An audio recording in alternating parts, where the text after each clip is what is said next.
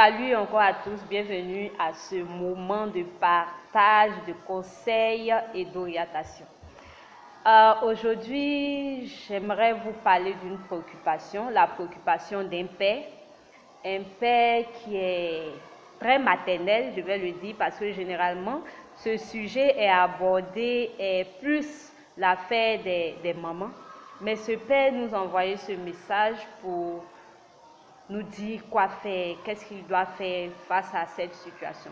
Il s'agit de sa fille qui, à 8 ans déjà, a commencé à développer une poitrine. Et avant toute chose, j'aimerais féliciter ce père pour son instinct, pour son suivi, le suivi qu'il accorde à ses enfants, particulièrement à sa fille.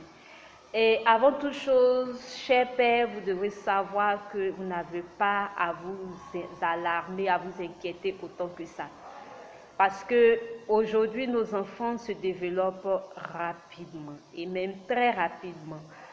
On a des développements très précoces dans cette génération qui s'annonce et il n'est pas rare, aussi rare que ça, de voir un enfant de 8 ans, une jeune fille de 8 ans déjà avoir un développement au niveau de la poitrine, c'est-à-dire avoir des seins.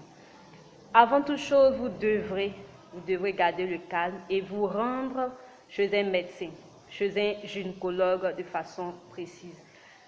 Et c'est en fonction du diagnostic du gynécologue que vous pourrez être fixé. Parce que souvent, ça peut être une anomalie au niveau de la poitrine. Et lorsque vous aurez les résultats de cela, après l'examen du gynécologue, vous allez enfin être fixé et prendre la relève, prendre la suite. Qu'est-ce que la suite? La suite, il s'agit déjà de donner des conseils, de préparer l'enfant à ce futur de jeune fille, de ce futur d'adulte, mais de façon un peu modérée, un peu dosée, si je vais le dire, parce que c'est encore un enfant. Il ne faudrait pas qu'elle soit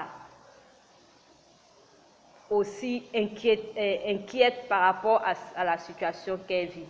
Déjà, il faudrait lui faire savoir que les douleurs qu'elle ressent au niveau de la poitrine sont des douleurs qui font suite à son évolution physique, à son développement, et que cela peut passer comme revenir.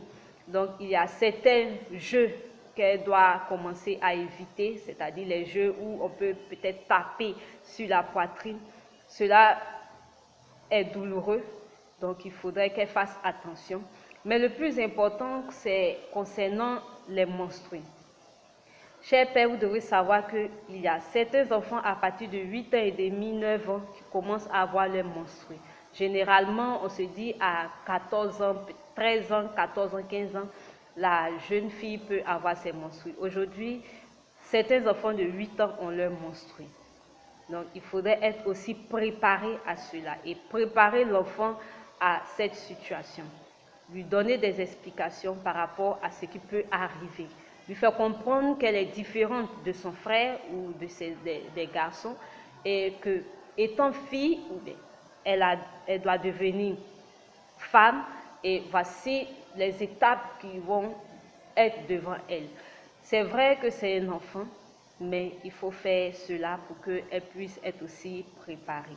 Aller doucement, sûrement, avec des détails, des explications en fonction de son âge, en fonction de son niveau d'études et l'emmener à mieux cerner la situation, à mieux comprendre ce qu'elle va vivre. Parce qu'il ne faudrait pas qu'un jour, lorsqu'elle découvre ses menstrues, elle soit affolée, elle soit paniquée. Il faudrait qu'elle soit déjà préparée à cela. Et pour la préparer à cela, c'est votre rôle en tant que parent, c'est votre responsabilité.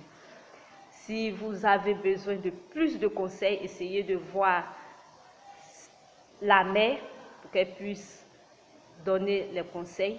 Au cas où c'est une famille monoparentale, je souhaite que ce soit une tante ou bien une sœur qui puisse venir lui donner les conseils. À défaut, vous-même, si vous êtes outillé, si vous avez les paroles nécessaires, vous pouvez aussi le faire en tant qu'homme.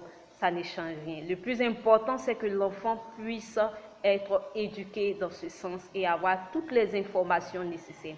C'est un processus et il ne faut pas aussi harceler l'enfant pour lui demander aujourd'hui c'est comment, ce sera trop, et vous devrez aller pas à pas pour que l'enfant puisse se sentir à l'aise, pour que cela ne soit pas traumatisant à attendre dans l'attente quand je vais avoir mes menstrues. Et si c'est demain, il faudrait aller pas à pas et calmement.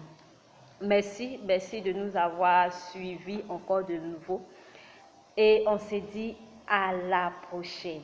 Au revoir.